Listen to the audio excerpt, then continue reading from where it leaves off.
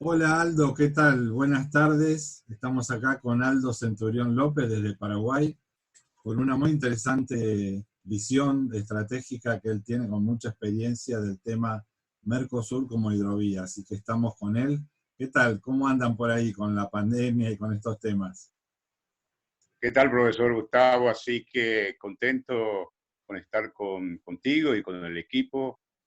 Bueno, la cuarentena nos toca a casi todos y Todos. preocupados, lógicamente, por el tema de salud, cuidándonos y, por otro lado, también preocupados por el tema económico. Claro. Esto va a traer una crisis mundial que va a haber que va a ser muy profunda y que vamos a tratar de que implementar proyectos casualmente como tan importantes como la hidrovía, que hace que baje costos, ¿no? Porque en este mundo actual va a ser muy importante que los productores, los exportadores y los insumos lleguen a nuestro país con un menor costo. Así que fuera del tema médico, creo que los países tienen que identificar proyectos claves que generan beneficios para toda la población, ¿no? Claro, en realidad el Mercosur como un apasionado de la integración se convierte en una herramienta clave para el avance de todos los países de América del Sur especialmente, ¿no? Hay que tener en cuenta Claro, que hoy el Mercosur está constituido por Argentina, Brasil, Paraguay, Uruguay y Venezuela, y falta solamente la aprobación del Parlamento brasilero para que Bolivia sea el sexto miembro pleno claro. del Mercosur. Por lo tanto, es una fuerza poderosa. Es muy Y importante, muy importante. un poco cuando conversamos respecto a los inicios del Mercosur y también de la hidrovía, bueno, yo recuerdo que en 1991 he asistido a la firma del Tratado de Asunción en el Banco Central del Paraguay, donde estuvieron los presidentes y fue una decisión política importante. Hay que tener en cuenta que veníamos de sistemas dictatoriales y bueno, la democracia se instala a fines de la década de los 80, el Sí, 91, el 26 de marzo se firma el Tratado de Asunción y a partir de ahí se inicia un proceso de integración entre los países, ¿no? Que ha tenido sus retrocesos y sus avances, pero es el proceso de integración en América del Sur y América Latina más consolidado. Es una marca que se tiene en el mundo y por lo tanto todos quieren negociar con el Mercosur. Eh, pero Mercosur tiene también sus rigideces y probablemente cuando se inició se hizo con un pensamiento eminentemente económico. Y sin claro. embargo, el Mercosur también avanzó en los temas políticos, en los temas sociales, culturales, de derechos humanos. Bueno, entonces hay avances importantes. Bueno, casualmente, sabiendo que tú has estado desde, no te digo que seas socio fundador de todo eso, pero has estado muy relacionado con todos estos aspectos, porque participar de asesor en aquellas épocas ha sido muy importante, porque cuando uno ve el espíritu inicial, era realmente un espíritu, tanto en el Comité de la Hidrovía como en el Mercosur, de integración real, o sea, de que cada país ceda algo para un post de que ganen todos, ¿no? Entonces veía tratar de buscar estándares para mejorar la navegación, pero que sea bastante libre, o sea, apuntaba a eso y a ampliar el espectro. Yo, según mi opinión, y quería preguntarte a vos también qué opinás, en la trayectoria de aquel inicio hasta ahora, vamos a poner una hora antes de pandemia. Después te voy a preguntar sobre post pandemia, ¿no?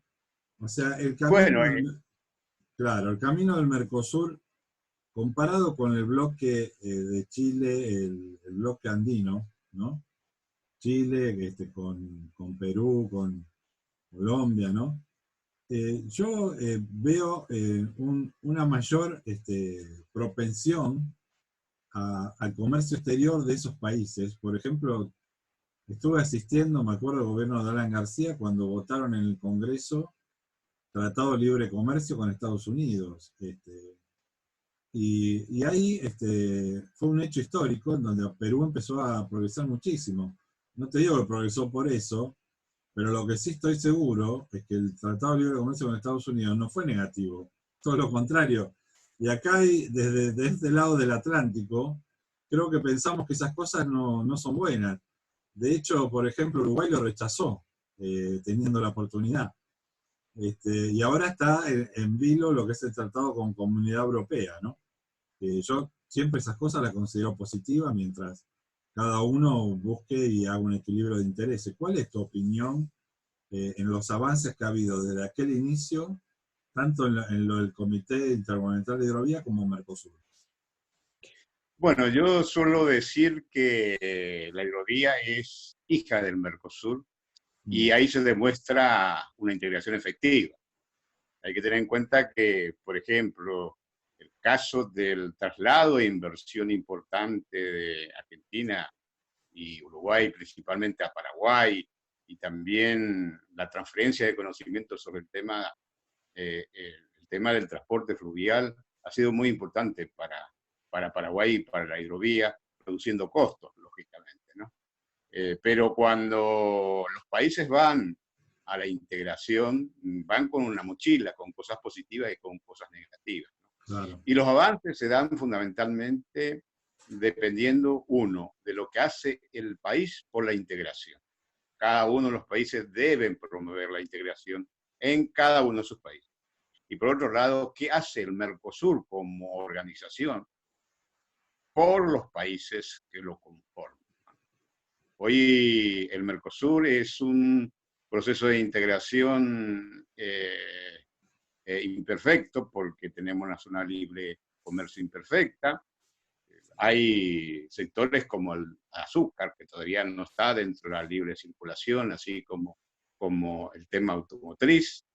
Es una unión aduanera imperfecta también, porque claro, tenemos el arancel externo como un negociado, pero sin embargo todavía no sabemos qué vamos a hacer sobre el tema de, por ejemplo, los fondos que derivan del arancel externo común, que en la Unión Europea se utiliza para financiar proyectos de desarrollo regional. claro. Entonces, y por otro lado, es un mercado común perfecto. Tenemos casi 30 años de proceso de integración y la Unión Europea consiguió el mercado común en 36 años. Eso Claro. significa que no hemos aprendido en demasía. Vamos aprendiendo. Por otro lado, te quiero decir que el comercio intrazona es muy escaso entre los países este. Es una señal de Exactamente. que la integración productiva no se ha desarrollado. Apenas el 15% de todo el comercio lo tenemos entre los países del Mercosur. Claro. Entonces hay mucho que avanzar en ese sentido y creo que es una oportunidad que debemos aprovechar. Coincido totalmente. Hay algunos sectores, por ejemplo, en el caso acá de Argentina con Brasil, lo que sí se ve ha sido bueno es los convenios con el tema automotriz. Fábricas argentinas y brasileras. Es uno de los casos de éxito por el Mercosur, pero es verdad que hay muchos sectores que no han prosperado.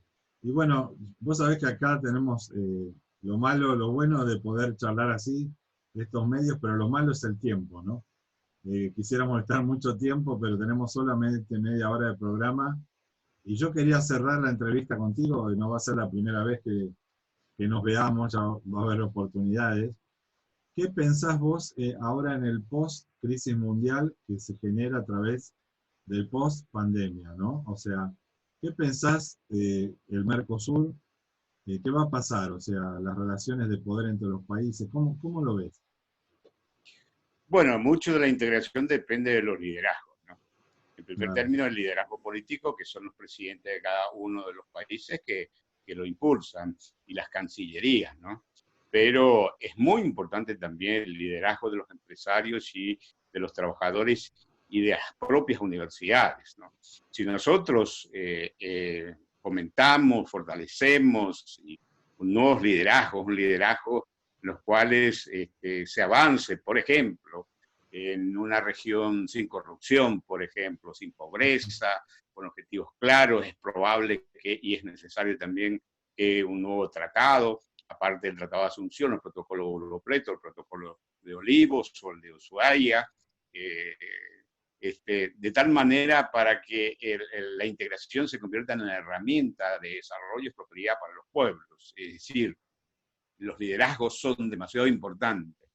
Entonces, liderazgo en todos los niveles. Eso significa que el Mercosur tiene que estar incorporado con una filosofía de vida en los estudiantes, desde el preescolar hasta las universidades. Sí, debe estar incorporados en los empresarios, debe estar incorporados, digamos, en los políticos, claro, no en el discurso, en el accionar, en la integración real. Como una política de Estado, ¿no? No depende que entra un gobierno, sale otro opositor, pero esto debería ser una política de Estado, ¿no?